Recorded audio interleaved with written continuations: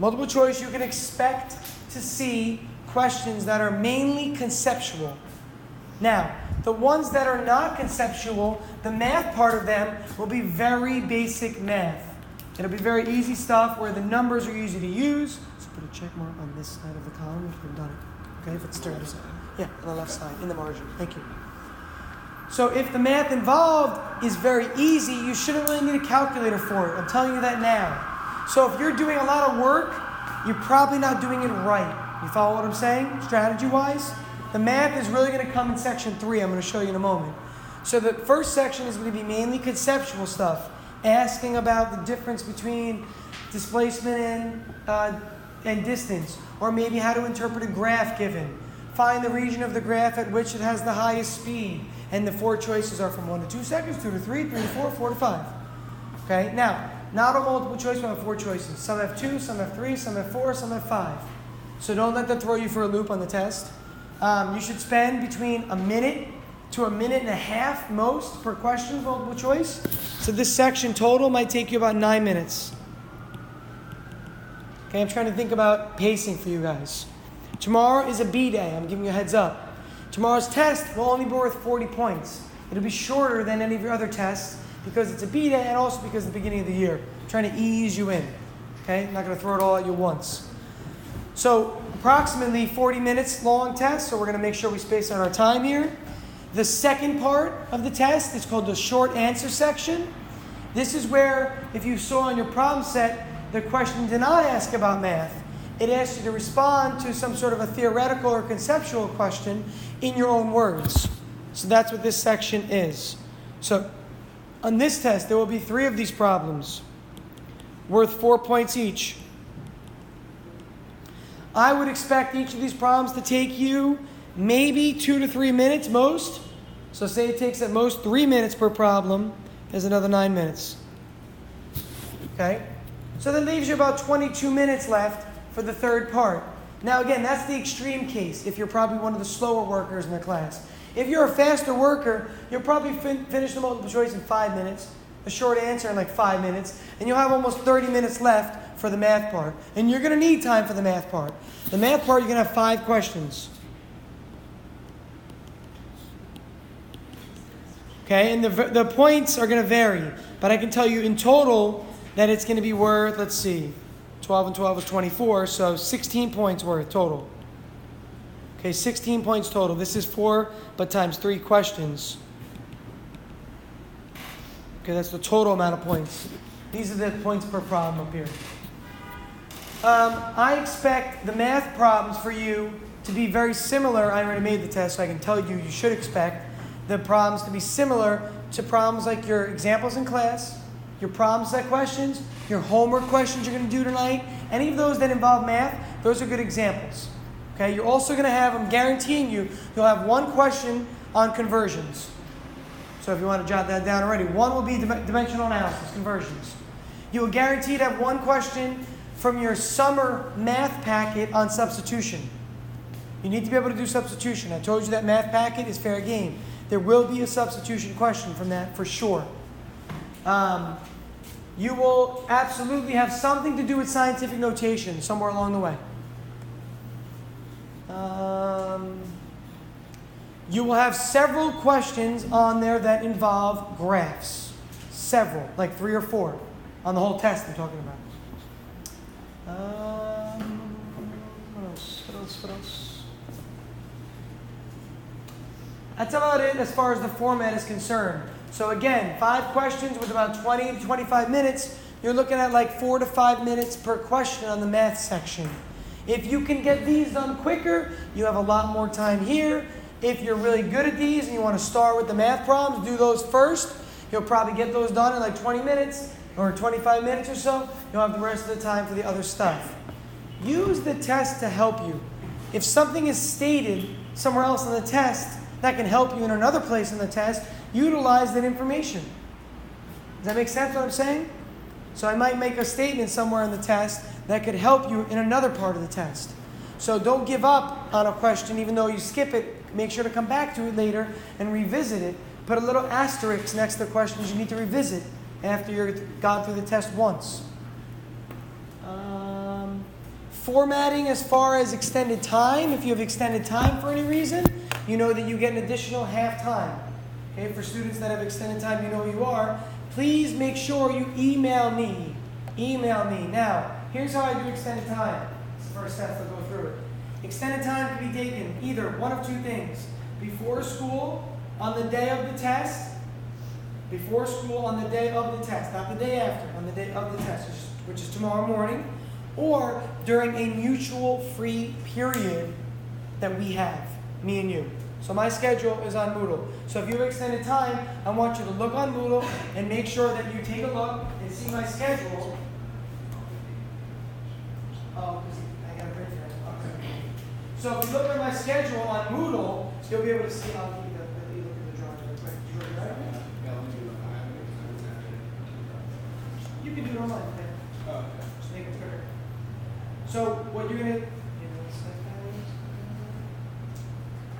there's the two sections. So just look at the ones that didn't check off and see if they put it in there. Follow?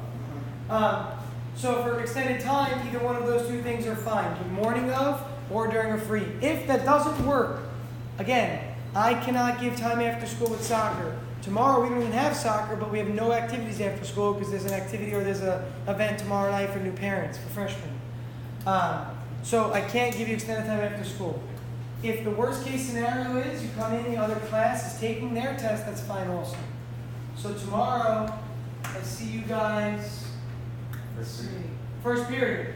So if you have second period free and you have extended time, you could just continue right into second period.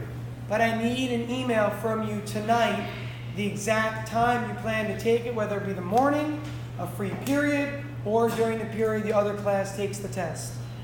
Okay, if it's the morning, by the way, I'm not going to be here, so I'll leave your test for Mr. Joseph or Mr. Hall.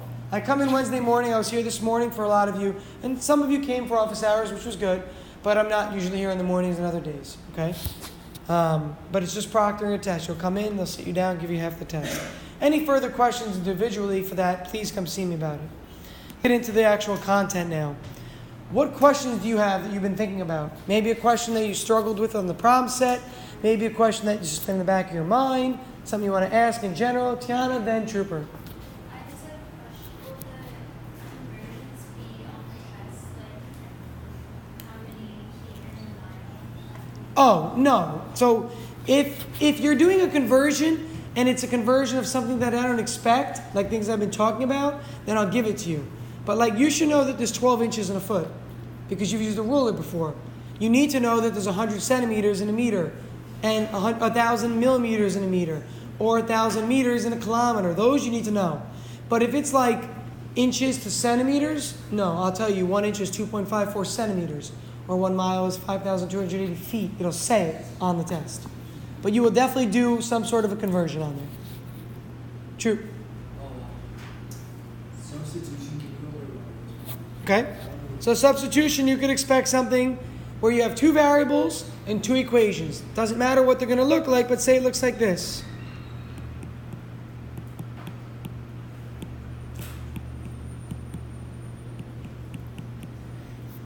Okay, that's an example of what it could look like.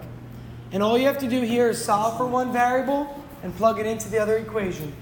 So in this case, I would solve this for y because you would get rid of the fraction by doing so. So multiply everything by 4 in this equation.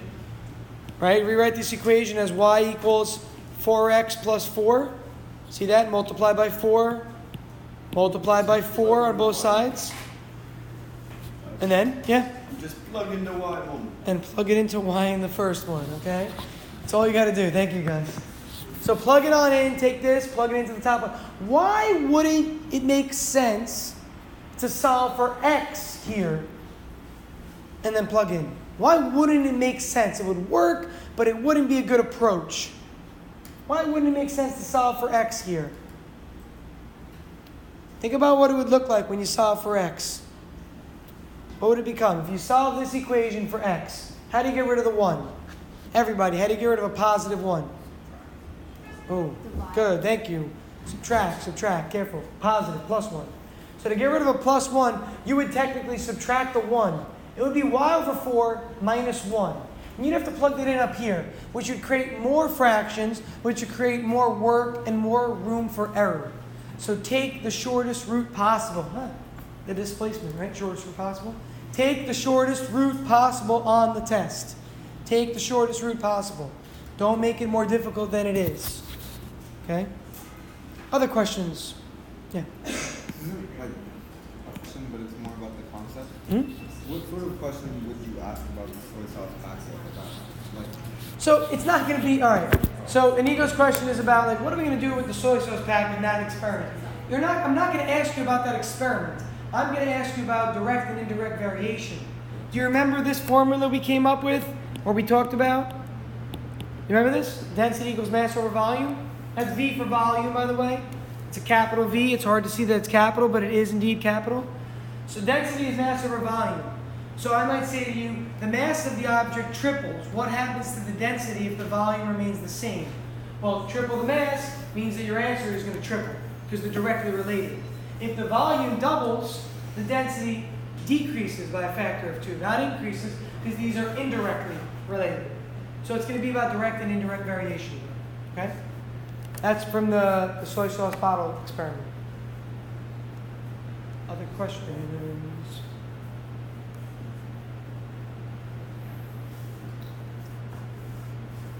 Let's talk about a graph example that I mentioned with the other class. This is something that's pretty good of an example. I think that they seem to understand, something that you should definitely utilize in the test. I'm going to draw an arbitrary graph.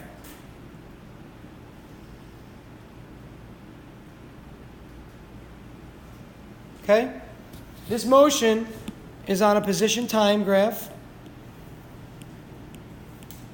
It's x versus t. And we want to talk about the motion of this graph. So I might say to you, tell me in your own words how this object would behave. Who could tell me a story about this object from beginning to end? I'll highlight as you go through it. Tell me a story about this object from beginning to end. Starting here, right? So I'll start here and I'll move along as you tell me what the story is. Gus, let's hear it. So, dude's robbing a bank, and he sees the cops, so he runs for like, I don't know, 10 meters, and then he gets shot, so he stops for a while, and he just like chills out, and he's like, damn, what am I doing? But then he just gets that boost of adrenaline, so he just books it, and then he starts to slow down because his leg's bleeding out, and they're closing in on him. And then he's just like, I gotta end it all. Jumps off a cliff, and yeah, splat. This is very creative, Gus. I like it. Now, the last part, he didn't jump off a cliff. We'll talk about that. This actually means he went back to the bank. He realized he forgot something. Yeah. Okay, because remember, the bank was where he started, and the x-axis is like the motion detector. So he turns around, and he goes, oh no, I left my partner behind. I got to go back and get him and save him. But aside from that, everything was exactly right. Okay, you see here that this is steady velocity. This is no velocity. This suddenly means he picks up a lot of velocity and shoots up. And then again, slows down. Not shoots up with drugs. Shoots up in speed. Slows down. 2 people went like this when I said shoots up. Slows down at the top and then returns back to the bank. Okay? so Kind of looks like New York City. Find it on here or here. Thank you. I'm going to check this out. You're good. There's not enough time. It's not worth it. Another day we'll look at that together. Okay. Thanks, Ann. So what I also want to talk about is this. And I talked about this with the other class, and they understood it, and it was a little bit tricky at first. Remember we spoke about instantaneous velocity? We talked about it the other day. Instantaneous velocity is the velocity at that instant. So in the beginning, you could find this velocity easily just by finding the slope of that line, right? But when it starts to curve, it's almost impossible to find the velocity for an overall period of time. So what you use is an average velocity. So if I wanted the velocity between time equals 2 and time equals 5, here's 2, here's the position at 5. Average velocity is defined as the change in position over time, or the displacement over time. So you would need to know what the person's position was here and here. Say the position here was 4 miles from the bank. That's a lot of running, actually. 400 meters from the bank. And this position up here is 1,200 meters from the bank. All right, that's what we know about this problem. And you wanted to find out this robber's average velocity between those 2 points? Well, you don't have a straight line. So what do? You actually put a straight line. Connect these 2 dots with a straight line. The slope of that line would be the average velocity during that period. Even though his velocity, it went up and then it slowed down, you could still find an average by finding out the slope of that line. Why can you do that? Here's why. Slope is rise over run. The rise is just 1200 minus 400. The run is simply 5 minus 2. What are the units of 1200 minus 400 again? If it's displacement, what would the units be? Displacement is measured in what? Meters. So this is meters. So we have the slope equals 800 meters over the time. Time is measured in seconds. And that's in 3 seconds. So again, it's not appearing. Give it a sec, guys. It'll appear. Sorry. So again, the slope is 800 meters every 3 seconds. I'm going to pause and resync.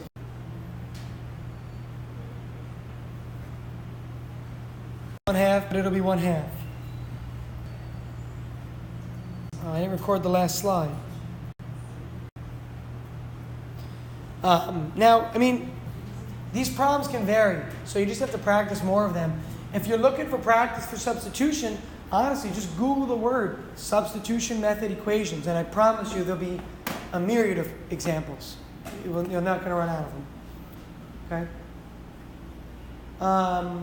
You should be able to solve equations for other variables in terms of other variables. That's from the math packet also. So something like this. Let's say what do I want to do? Surface area of a cylinder is 2 pi r squared plus pi r squared h. That's the formula for the surface area of a cylinder.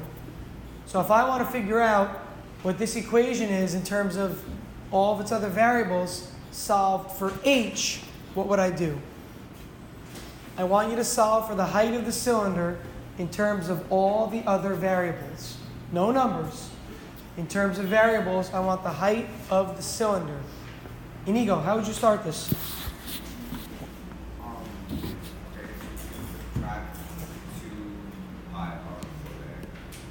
Why are we allowed to subtract this? Inigo is absolutely right. Somebody else, why can we subtract this first if we're trying to get h? Why are we allowed to subtract this whole thing? He's absolutely right. I would write my next line as this. That's absolutely my next line. Why are we allowed to do that? Because it's a positive number and you're adding it to another number, so you can just subtract it out. Yes, and the beginning was the best part. It's a positive number. So you need to think of this as a number. Remember, r is a value, really. You're solving for h, so treat r as if it's a number.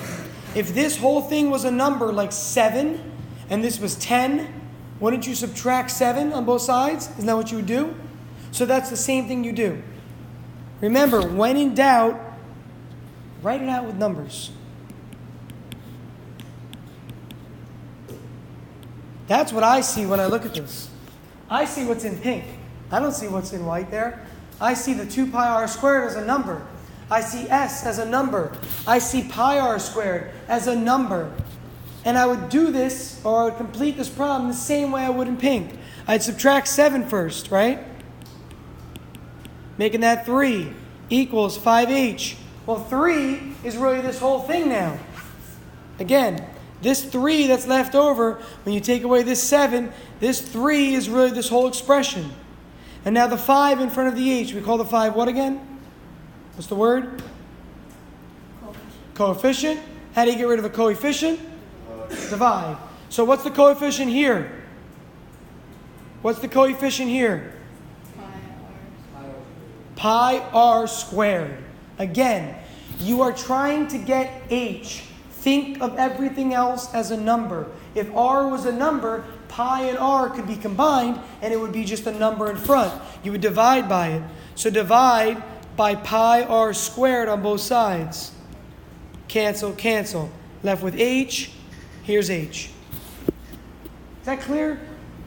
Treat any variable as a number if you're not solving for it. Since you're solving for H, we did not consider H a number in the pink example at the top.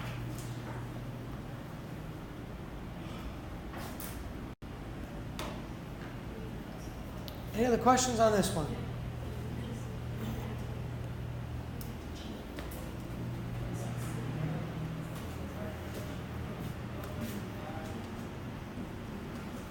Still 4 minutes. Still 4 minutes. What other stuff do you want to know about?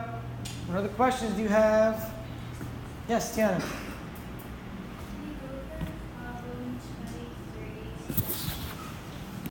As long as you have it written out, I can. I don't have my book with me and my e-text on my laptop.